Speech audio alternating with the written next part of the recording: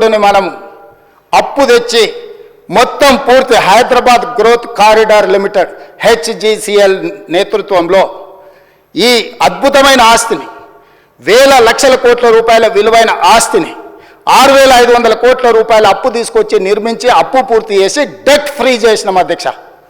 Debt free చేసిన outer ring రోడ్డుని అప్పనంగా ఆయాచితంగా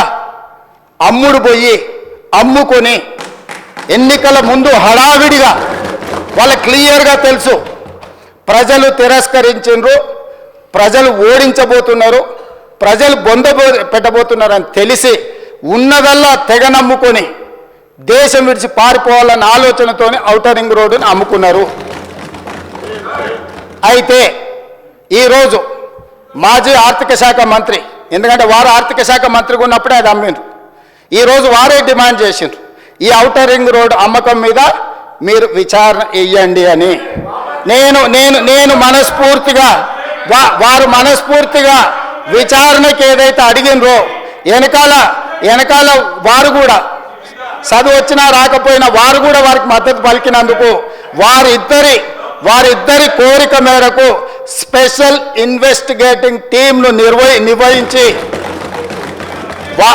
ప్రధాన ప్రతిపక్షం కోరిక మేరకు ఔటర్ రింగ్ రోడ్డు టెండర్కు సంబంధించి ప్రైవేటు సంస్థలకు కట్టబెట్టిన విధానాల మీద ఈ సభ ద్వారా ఈ సభ్యులందరి ఆమోదంతో విచారణకు నేను ఆదేశిస్తున్నా.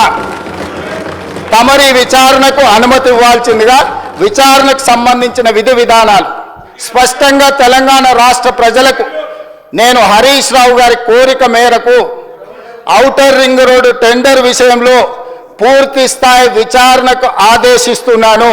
విధి విధానాలను మంత్రివర్గంలో చర్చించి మంత్రివర్గ సహచరుల సూచన మేరకు మంత్రివర్గం యొక్క తీర్మానం మేరకు ఔటర్ రింగ్ రోడ్డు టెండర్ మీద విచారణకు ఆదేశిస్తున్నాం అధ్యక్ష.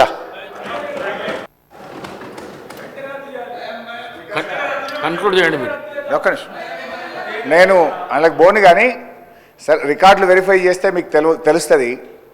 నేను ఎక్కడ కూడా విచారణ వేయమని అనలే. అక్కడి నుంచి బట్టి గారు లేచి వి వెల్కమ్ విచారణ, దానికి మేము వెనకకు పోము, వి వెల్కమ్. కానీ విషయం చెప్పదలుచుకున్నా అంటే ఎంత కన్వీనియంట్గా ముఖ్యమంత్రి గారు మాట మారుస్తారనేది రాష్ట్ర ప్రజలకు మీకు రికార్డులు చూస్తే తెలుస్తుంది.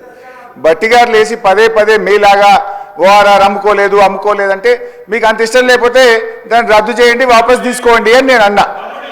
అయితే ఇప్పుడు ముఖ్యమంత్రి గారు లేచి సరే విచారణ వేస్తామన్నారు, వి వెల్కమ్.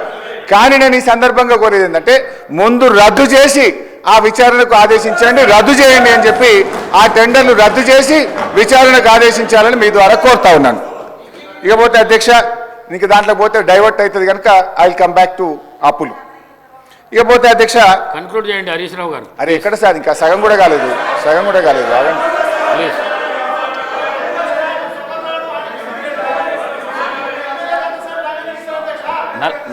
నలభై నిమిషాలు మాట్లాడండి మీరు. అంటే ఎన్ని ఇంటరప్షన్స్ సార్? ఇప్పుడు ముఖ్యమంత్రి గారు లేచిరి, బట్టి గారు 3 సార్లు లేచిరి, పొంగులేటి గారు లేచిరి, మా రాజగోపాల్ రెడ్డి అన్న గారు లేచిరి, ఇంతమంది డిస్టర్బ్ చేస్తే నేను అంటే వాళ్ళకి ఆన్సర్ చేయడానికి టైం అంతా పోయింది కదా సార్. 40 minutes మీరు మాట్లాడింది సార్. ఇది important subject sir, important subject sir. అయితే అధ్యక్ష గౌరవనీయులు బట్టి విక్రమార్క గారు మాట్లాడుతూ ఇప్పుడు ఏమంటారంటే మేమేదో అప్పులు కట్టామన్నారు. బీఆర్ఎస్ ప్రభుత్వ హయాంలో మేము సంపద పెంచాం, పేదలకు పంచాం. సంపద పెంచడమే కాదు పేదలకు పంచాం. అదేవిధంగా అప్పులు మేము కూడా కట్టాం అధ్యక్ష. మీరు వారసత్వంగా ఇచ్చినటువంటి అప్పులు మేము తిరిగి కట్టాం. మా ప్రభుత్వ హయాంలో చేసిన అప్పులు కూడా తిరిగి కట్టాం. మా 9.5-10 ఏళ్ల పాలనలో దాదాపు 3 లక్షల కోట్ల రూపాయల అప్పులు మిత్తిలు బీఆర్ఎస్ ప్రభుత్వం తిరిగి చెల్లించింది. మేము అప్పులు కడుతున్నామని మీలాగా 6 గ్యారెంటీలు ఎగబెట్టడమో 13 హామీలు 400 హామీలు బీఆర్ఎస్ పేరు చెప్పి తప్పించుకునే ప్రయత్నం మేము మీలాగా చేయలే. మేము ఆనాడు కాంగ్రెస్ పేరు చెప్పి మేము తప్పించుకోలే. కానీ మీరేమో బీఆర్ఎస్ పేరు చెప్పి అప్పుల పేరు చెప్పి 6 గ్యారెంటీలను ఎగవేయించాలని 6 గ్యారెంటీలు వాయిదా వేసే ప్రయత్నం చేస్తున్నారు.